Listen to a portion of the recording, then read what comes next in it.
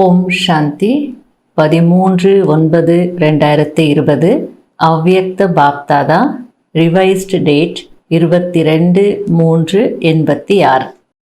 இந்த முரளில பாபா சங்கம யுகத்தின் பிராமணர்களாகிய நீங்கள் துக்கம் இல்லாத உலகத்திற்கு சக்கரவர்த்திகள் அப்படின்னு சொல்லியிருக்கிறார்.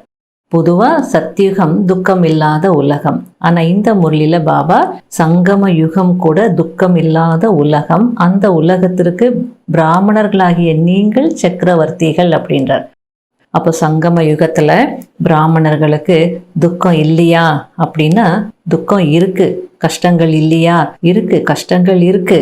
ஆனால் பாபா ஏன் அப்படி சொல்றார்? துக்கம் இல்லாத உலகத்துக்கு நீங்க சக்கரவர்த்திகள். இவ்வளோ சரீரத்தின் மூலமா எவ்வளோ துன்பங்கள், மனிதர்கள் மூலமாக எவ்வளோ துன்பங்கள், அல்லது இயற்கை மூலமாக எவ்வளோ துன்பங்கள் வந்துட்டு தான் இருக்கு. இருந்தாலும் நம்ம துக்கம் இல்லாத உலகத்திற்கு எஜமானர்கள், சக்கரவர்த்திகள் அப்படின்னு ஏன் சொல்றார் பாபா? அதற்கு காரணம் நமக்கு இப்போ ஞானம் இருக்கு. சத்தியுகத்தில் அவங்க துக்கம் இல்லாத உலகத்தில் இருக்கிறாங்க, ஆனால் அங்கே நாலேஜ் கிடையாது, ஞானம் கிடையாது. ஆனால் இங்கே நமக்கு பிராமணர்களுக்கு ஞானம் இருக்கு. ஆகையால நமக்கு நல்லா தெரியுது இந்த துக்கத்துக்கு எல்லாம் காரணம் என்ன. அதாவது தெளிவாக பாபா புரிய வைக்கிறார். விகாரங்கள் தான் துக்கத்திற்கு காரணம், தூய்மையற்ற தன்மைதான் துக்கத்திற்கு காரணம், அல்லது பல பிறவிகளுடைய கணக்கு செட்டில் பண்ணணும். ஆகையால அந்த துன்பங்கள் வரதான் செய்யும் அப்படின்ற நாலேஜ் நமக்கு கொடுத்துருக்கிறார். இந்த ஞானம் இருக்கிறதுனால நமக்கு துக்கம் வந்தாலும் துக்கம் இருந்தாலும் துக்கத்தினுடைய ஃபீலிங் ஆகிறதில்லை. அதுதான் இந்த சங்கம யுகத்தினுடைய பியூட்டி, அழகு. மேலும் நம்ம சுகஸ்வரூபமான ஆத்மா அப்படின்றது பாபா புரிய வச்சிட்டார். எப்போ நான் சுகஸ்வரூப ஆத்மா என்ற நிலையில இருக்கிறேனோ, அந்த சுகத்தினுடைய ஸ்வரூபத்தினுடைய அனுபவத்தில் இருக்கிறேனோ, அப்போ துக்கத்தினுடைய ஃபீலிங் எனக்கு வராது. துக்கம் இருந்தாலும் அதனுடைய பிரபாவம் ஆகாது. அதே நேரத்தில் பாபா யாரு? துக்கத்தை நீக்கி சுகம் கொடுக்கக்கூடியவர், சுகக்கடல்.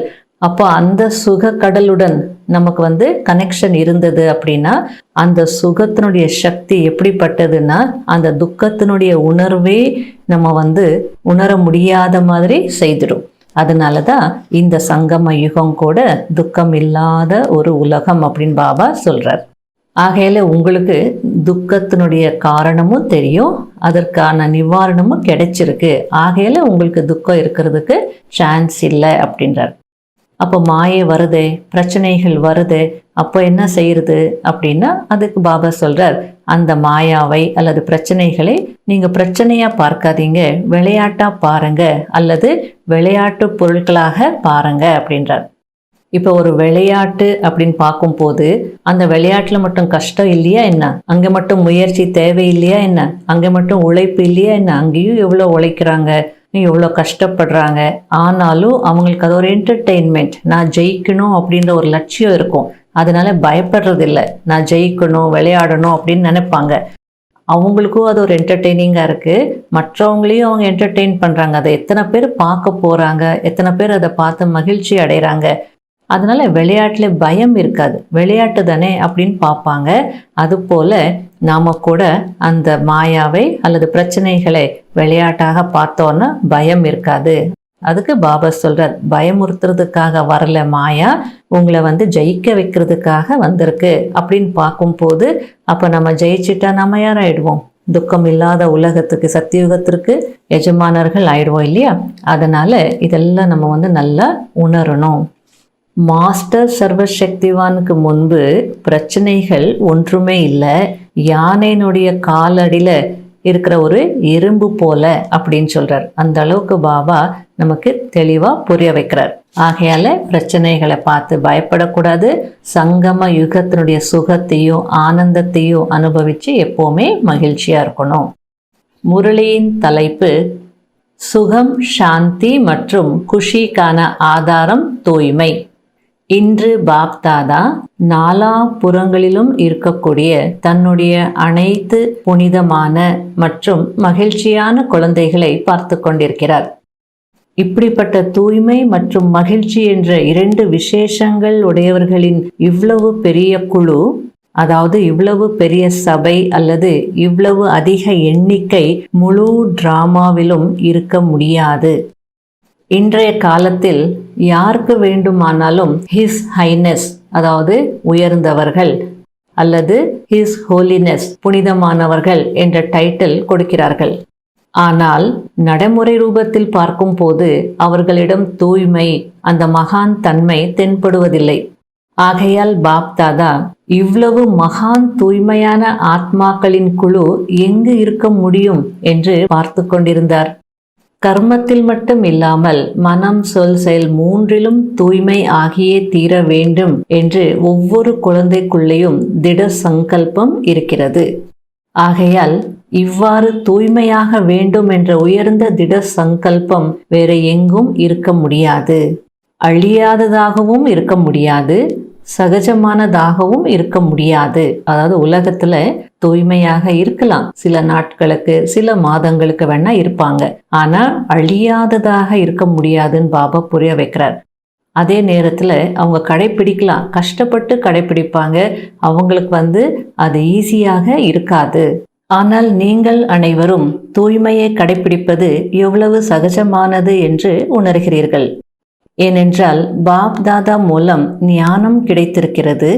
அந்த ஞான சக்தியின் மூலம் ஆத்மாவாகிய என்னுடைய அனாதி மற்றும் ஆதி ஸ்வரூபம் தூய்மை என்பதை தெரிந்து கொண்டீர்கள்.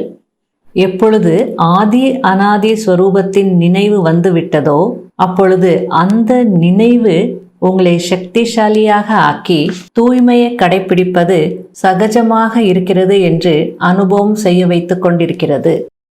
நம்முடைய உண்மையான ஸ்வரூபம் தூய்மை என்பதை தெரிந்து கொண்டீர்கள். சங்க தோஷம் அல்லது சகவாச தோஷத்தின் ஸ்வரூபம்தான் அப்பவித்திரமாகும். ஆகையால் உண்மையானதை தனதாக்கிக் கொள்வது சகஜமாகிவிட்டதல்லவா? சுய தர்மம், சுய தேசம், சுயத்தின் தந்தை, சுயஸ்வரூபம், சுய கர்மத்தின் ஞானம் கிடைத்திருக்கிறது. ஆகையால் ஞான சக்தியின் மூலம் கஷ்டமான விஷயங்கள் கூட சகஜமாகிவிட்டது. எந்த விஷயத்தை இந்த காலத்தின் மகான் ஆத்மாக்கள் என்று அழைக்கப்படக்கூடியவர்கள் கூட அசம்பவம் என்று நினைக்கிறார்களோ, இயற்கைக்கு மாறானது என்று நினைக்கிறார்களோ, அதை தூய்மையான ஆத்மாக்களாகிய நீங்கள் அந்த அசம்பவத்தையும் எவ்வளவு சகஜம் என்று அனுபவம் செய்கிறீர்கள். தூய்மையை தனதாக்கிக் கொள்வது சகஜமாக இருக்கிறதா அல்லது கஷ்டமாக இருக்கிறதா? தூய்மைதான் எங்களுடைய சுயஸ்வரூபம் என்று முழு உலகத்தின் முன்பு சவால் விட்டு சொல்ல முடியும் தானே? தூய்மையின் சக்தி இருக்கும் காரணத்தினால் எங்கு தூய்மை இருக்கிறதோ அங்கு சுகம், சாந்தி தானாகவே இருக்கும். தூய்மை அஸ்திவாரமாக இருக்கிறது. தூய்மைதான் சுகம், சாந்தியின் ஜனனி என்று சொல்வார்கள். ஆகையால் எங்கு தூய்மை இருக்கிறதோ அங்கு சுகம், சாந்தி தானாகவே இருக்கும். ஆகையால் மகிழ்ச்சியாகவும் இருப்பீர்கள். ஒருபோதும் மனச்சோர்வு இருக்க முடியாது. சதா மகிழ்ச்சியாக இருக்கக்கூடியவர்கள். எங்கு தூய்மை இருக்கிறதோ அங்கு மகிழ்ச்சியும் அவசியம் இருக்கும். தூய்மையான ஆத்மாக்களின் அடையாளம் சதா குஷியாக இருப்பது. ஆகையால் எவ்வளவு நிச்சய புத்தியுடைய தூய்மையான ஆத்மாக்கள் அமர்ந்திருக்கிறீர்கள் என்று பாப் தாதா பார்த்து கொண்டிருக்கிறார். உலகத்தில் இருப்பவர்கள் சுகம், சாந்திக்கு பின்னால் ஓடிக்கொண்டிருக்கிறார்கள். ஆனால் சுகம், சாந்தியின் ஃபவுண்டேஷன் தூய்மையாகும். அந்த அஸ்திவாரத்தை பற்றி அவர்களுக்கு தெரியாது. ஆகையால் தூய்மையின் அஸ்திவாரம் உறுதியாக இல்லாத காரணத்தினால் அல்ப காலத்திற்கு சுகம், சாந்தியை அடைந்திருந்தாலும் ஒரு நேரம் இருக்கிறது, அடுத்த நேரம் இருப்பதில்லை. தூய்மை இல்லாமல் சதா காலத்திற்கு சுகம், சாந்தியின் பிராப்தியை அடைவது என்பது அசம்பவம்.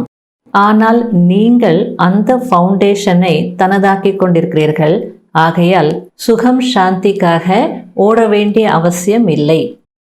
தூய்மையான ஆத்மாக்களிடம் சுகம், சாந்தி சுயம் தானாகவே வருகிறது. எப்படி குழந்தைகள் தாயிடம் தானாகவே செல்கிறார்கள் அல்லவா?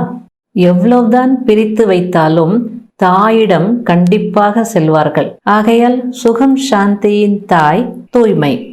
எங்கு தூய்மை இருக்கிறதோ அங்கு சுகம், சாந்தி, குஷி தானாகவே வருகிறது. ஆகையால் நீங்கள் என்னவாக ஆகியிருக்கிறீர்கள்? துக்கம் இல்லாத உலகத்திற்கு சக்கரவர்த்தி ஆகியிருக்கிறீர்கள். இந்த பழைய உலகத்தின் சக்கரவர்த்தி இல்லை, ஆனால் துக்கம் இல்லாத உலகத்திற்கு சக்கரவர்த்தி. இந்த சங்கம யுகம், பிராமண குடும்பம் துக்கம் இல்லாத உலகம், அதாவது சுகத்தின் உலகம். ஆகையால் இந்த சுக உலகத்தின், அதாவது துக்கமே இல்லாத உலகத்தின் சக்கரவர்த்தி ஆகிவிட்டீர்கள்.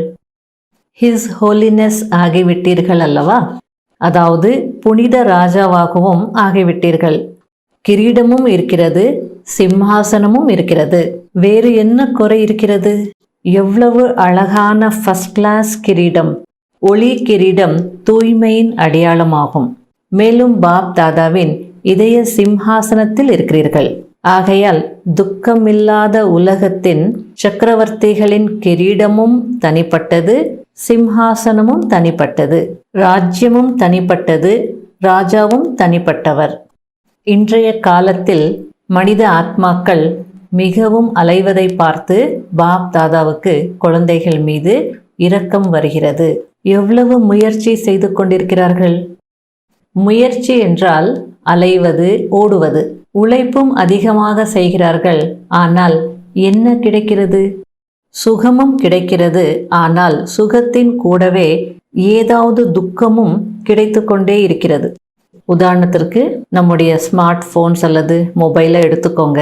சுகம் இருக்கு, ஆனால் அதே நேரத்தில் அது பிரெயினை எவ்வளோ பாதிக்குது, ஹெல்த் ஸ்பாயில் ஆகுது. அதை மிஸ்யூஸ் பண்ணும் போது எவ்வளோ மனிதர்களுடைய கேரக்டர் போயிடுறது. அதனால சுகம் இருக்கு, கூடவே துக்கமும் கிடைக்கிறது என்று பாபா புரிய வைக்கிறார். வேற எதுவும் இல்லை என்றாலும் அல்ப காலத்தின் சுகத்தின் கூடவே கவலை மற்றும் பயம், இந்த 2 விஷயங்கள் இருக்கவே செய்கிறது. ஆகையால் எங்கே கவலை இருக்கிறதோ அங்கே நிம்மதி இருக்க முடியாது. எங்கே பயம் இருக்கிறதோ அங்கே அமைதி இருக்க முடியாது. ஆகையால் சுகத்தின் கூடவே துக்கம் மற்றும் அசாந்திக்கான காரணங்களும் இருக்கதான் செய்கிறது. ஆனால் உங்கள் அனைவருக்கும் துக்கத்தின் காரணம் மற்றும் நிவாரணம் கிடைத்துவிட்டது. இப்பொழுது நீங்கள் பிரச்சனைகளுக்கு சமாதானம் கொடுக்கக்கூடிய சமாதான ஸ்வரூபம் ஆகிவிட்டீர்கள் அல்லவா? பிரச்சனைகள் உங்களிடம் விளையாடுவதற்கு விளையாட்டு பொருள்களாக வருகிறது. விளையாடுவதற்காக வருகிறது, பயமுறுத்துவதற்காக அல்ல. நீங்கள் பயப்படக்கூடியவர்கள் இல்லைதானே? எங்கு சர்வ சக்திகளின் பொக்கிஷங்கள் பிறப்புரிமையாகிவிட்டதோ அங்கு வேறு என்ன குறை இருக்க முடியும்? நிறைவாக இருக்கிறீர்கள் தானே? மாஸ்டர் சர்வசக்திவானுக்கு முன்னால் பிரச்சனைகள் ஒன்றுமே இல்லை. ஒருவேளை யானையின் காலுக்கு கீழ் எறும்பு வந்துவிட்டது என்றால் அது கண்களுக்கு தெரியுமா? அதுபோல இந்த பிரச்சனைகள் கூட மகாரதிகளாகிய உங்களுக்கு முன்னால் எறும்புக்கு சமமானது. விளையாட்டு என்று புரிந்து கொண்டால் குஷி இருக்கும். எவ்வளவு பெரிய விஷயமாக இருந்தாலும் அது சிறியதாகிவிடும். இப்படி இன்றைய காலத்தில் குழந்தைகளுக்கு புத்தியின் விளையாட்டு விளையாட வைக்கிறார்கள். அதாவது அந்த குழந்தைகளுக்கு விளையாடுவது போலேயே இருக்கும், ஆனால் அந்த விளையாட்டில் லர்னிங் இருக்கும். மற்றபடி குழந்தைகளுக்கு பாடம் நடத்திட்டு கணக்கு கேட்டால் கஷ்டப்படுவாங்க. ஆனால் விளையாட்டு ரூபத்தில் புரிய வைக்கும் போது குஷி குஷியாக அந்த கணக்குக்கு விடை சொல்வார்கள். எனவே உங்கள் அனைவருக்கும் பிரச்சனைகள் எறும்புக்கு சமம்தானே? எங்கு தூய்மை, சுகம், சாந்தியின் சக்தி இருக்கிறதோ அங்கு கனவில் கூட துக்கம், அசாந்தியின் அலைகள் வர முடியாது. சக்திசாலி ஆத்மாக்களின் முன்பு இந்த துக்கம் மற்றும் அசாந்திக்கு வருவதற்கு தைரியம் கூட வைக்க முடியாது. தூய்மையான ஆத்மாக்கள் சதா மகிழ்ச்சியாக இருக்கக்கூடிய ஆத்மாக்கள். இதை எப்பொழுதும் நினைவில் வையுங்கள். அநேக விதமான குழப்பங்களினால் அலைவதிலிருந்து, துக்கம் அசாந்தியின் வலையிலிருந்து வெளியே வந்திருக்கிறீர்கள். ஏனென்றால் ஒரு துக்கம் மட்டும் வருவதில்லை, ஆனால் ஒரு துக்கம் அதன் வம்சாவளியுடன் வருகிறது. ஆகையால் அந்த வலையிலிருந்து விடுபட்டு விட்டீர்கள். இதுபோல தன்னை அப்படிப்பட்ட பாக்கியசாலி என்று உணர்கிறீர்கள் தானே? இன்று பாப் தாதா சதா ஆஸ்திரேலியாக்காரர்களுடைய தவம் மற்றும் மகாதான தன்மையின் விசேஷ வர்ணனை செய்கிறார். ஆஸ்திரேலியா என்றாலே எக்ஸ்ட்ரா ஆர்டினரி என்று சொல்கிறார். தியாகத்தின் பாவனை சேவையில் விரைவாக ஈடுபட வைக்கிறது. ஆகையால் இத்தனை சென்டர்ஸ் திறந்திருக்கிறது. தனக்கு பாக்கியம் கிடைத்தது போல் பிறருக்கும் பாக்கியம் கிடைக்க வேண்டும் என்று நினைக்கிறீர்கள். தியாகமும் தவமும் தான் வெற்றிக்கான ஆதாரமாக ஆகியிருக்கிறது. குழுவின் சக்தி இருக்கிறது. அதாவது ஒருவர் சொன்னார், மற்றவர் செய்தார். அதாவது ஒருவர் சொல்வதை இன்னொருவர் செய்ய வேண்டும். ஒருவர் சொல்வதை இன்னொருவர் முடியாது என்று சொல்லிவிட்டால் அங்கு குழு உடைந்து போகும். ஒருவர் சொல்வதை இன்னொருவர் ஊக்க உற்சாகத்துடன் உதவியாளராகி நடைமுறையில் செய்தால் அதுதான் குழுவின் சக்தியாகும். நீங்கள் சதா தடையற்ற ஆத்மாக்கள் தீவிர முயற்சியின் மூலம் பறக்கும் கலையின் அனுபவம் செய்கிறீர்கள். நீண்ட காலத்தின் தடைகளற்ற நிலைதான் உறுதியான நிலையாகிறது. அடிக்கடி தடைகளுக்கு வசமாகக்கூடியவர்களின் ஃபவுண்டேஷன் உறுதியற்றதாக இருக்கும்.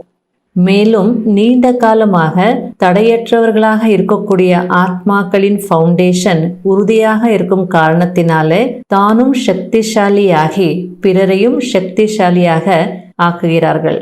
அடிக்கடி தடைகள் வருவது, அதை நீக்குவது, இதில் நேரம் வீணாகிறது என்றால் எனர்ஜியும் வீணாகிறது. ஆகையால் நேரத்தையும் எனர்ஜியையும் சேவையில் ஈடுபடுத்துங்கள். அப்பொழுது ஒன்றிற்கு பல கோடி மடங்கு சேமிப்பாகிவிடும். ஆகையால் நீண்ட காலமாக தடையற்றவர்களாக இருக்கும் ஆத்மாக்களுக்கு தான் விக்ன விநாசகர் என்ற ரூபத்தில் பூஜை நடக்கிறது. தியாகமும் தவமும் யாருக்குள்ள இருக்கிறதோ அவர்கள்தான் உயர்ந்த ஆத்மாக்கள். சதா திருப்தியாக இருக்கக்கூடியவர்கள் தானே. திருப்தி தான் வெற்றிக்கு ஆதாரம். நீங்கள் அனைவரும் திருப்தியான ஆத்மாக்கள். ஆகையால் வெற்றி உங்களுடைய பிறப்பு உரிமை. புரிந்ததா? ஆஸ்திரேலியர்கள் நியரஸ்ட் மற்றும் டியரஸ்டாக இருக்கிறீர்கள். ஆகையால் எக்ஸ்ட்ரா உரிமை இருக்கிறது. நல்லது. அடுத்தது அவ்வியக்த முரளிகளிலிருந்து தேர்ந்தெடுக்கப்பட்ட மகா வாக்கியங்கள். கேள்வி பதில்.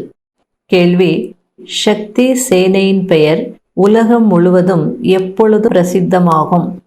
பதில்: எப்பொழுது குழுவின் ரூபத்தில் ஏகரச நிலை அல்லது ஒரே சுத்த எண்ணத்தில் நிலைத்திருக்கும் பயிற்சி இருக்குமோ, குழுவில் ஒருவருக்கு கூட வேற எந்த ஒரு எண்ணமும் இல்லாமல் இருக்குமோ, அனைவரும் ஒரே ஈடுபாட்டில் அசரீரி ஆகுவதற்கான சுத்த எண்ணத்தில் நிலைத்திருப்பதற்கான பயிற்சி இருக்குமோ, அப்பொழுது உலகம் முழுவதும் சக்தி சேனையின் பெயர் பிரசித்தமாகும். இரண்டாவது கேள்வி: யுத்த மைதானத்தில் ஸ்தூல சேனையின் வெற்றி எந்த ஆதாரத்தில் ஏற்படுகிறது? உங்களுடைய வெற்றி முரசு எப்பொழுது ஒலிக்கும்? பதில்: ஸ்தூல போர் வீரர்கள் யுத்த மைதானத்திற்கு செல்லும் போது ஒரே கட்டளையின்படி நாலாபுறமும் துப்பாக்கியால் சுட ஆரம்பிக்கிறார்கள். ஒரே சமயத்தில் ஒரே கட்டளையின்படி நாலாபுறமும் முற்றுகையிடுகிறார்கள். அப்போது வெற்றி அடைகிறார்கள். அதுபோல ஆன்மீக சேனை குழுவின் ரூபத்தில் ஒருவரின் செய்கைப்படி ஒரே வினாடியில் அனைவரும் ஒரே சீரான நிலையில் நிலைத்துவிட வேண்டும். அப்போதுதான் வெற்றி முரசு ஒலிக்கும்.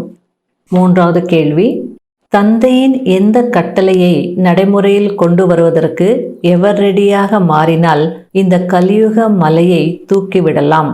பதில்: ஒரு வினாடியில் அனைவரும் ஏகரச நிலையில் நிலைத்து விடுங்கள் என்று தந்தை கட்டளையிடுவார்.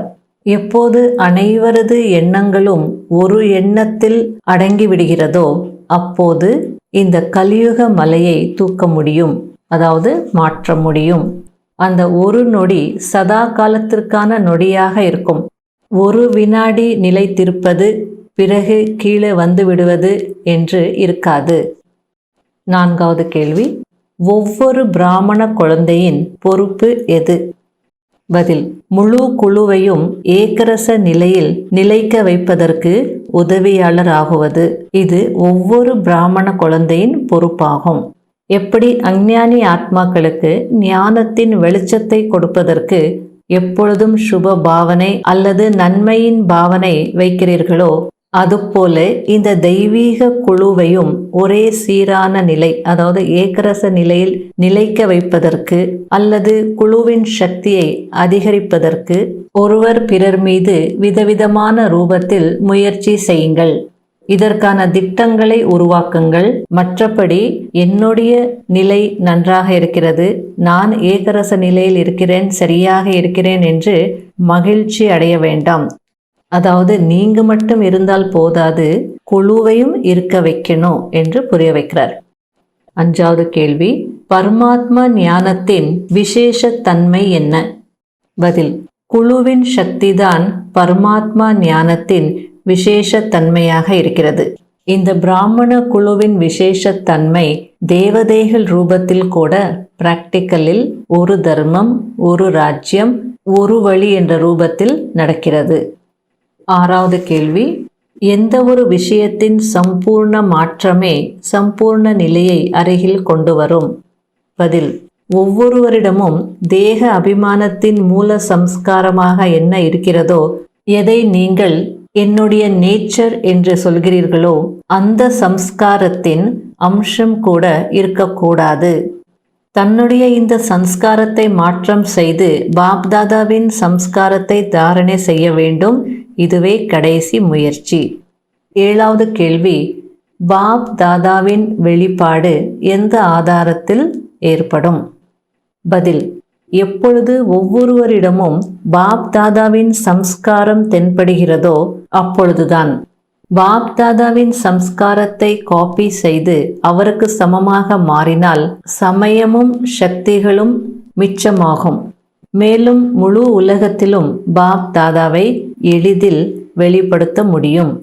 பக்தி மார்க்கத்தில் எங்கு பார்த்தாலும் நீயே நீதான் என்று சொல்கிறார்கள். அவர்கள் சொல்ல மட்டும் செய்கிறார்கள். ஆனால் இங்கு நடைமுறையில் எங்கு பார்த்தாலும் யாரை பார்த்தாலும் அங்கு பாப் தாதாவின் சம்ஸ்காரமே தென்பட வேண்டும். வரதானம், ஆவேசத்தின் அம்சத்தையும் கூட தியாகம் செய்யக்கூடிய சுயமரியாதையில் இருக்கும் புண்ணிய ஆத்மா ஆகுங்கள். சுயமரியாதையில் இருக்கும் குழந்தைகள் அனைவருக்கும் மரியாதை கொடுக்கும் வள்ளலாக இருப்பார்கள். வள்ளல் என்றால் இரக்கம் மனமுடையவர். அவர்களுக்கு ஒருபோதும் எந்த ஆத்மாவின் மீதும் எண்ணத்தில் கூட ஆவேசம் இருக்காது.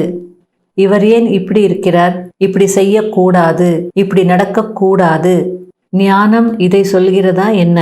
இதெல்லாம் கூட ஆவேசம் அல்லது சூக்ஷ்ம கோபத்தின் அம்சமாகும். சுயமரியாதையில் இருக்கும் புண்ணிய ஆத்மாக்கள் விழுந்தவர்களை தூக்கி விடுவார்கள், சகயோகி ஆக்குவார்கள். அவர்கள் ஒருபோதும் இவர் அவருடைய கர்மத்தின் பலனை அனுபவிக்கிறார், செய்திருக்கிறார் என்றால் அடைவார்தானே, விழதனே வேண்டும் என்ற எண்ணத்தை உருவாக்க மாட்டார்கள்.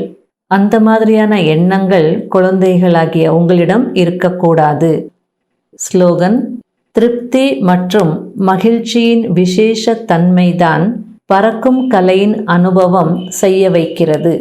ஓம் சாந்தி.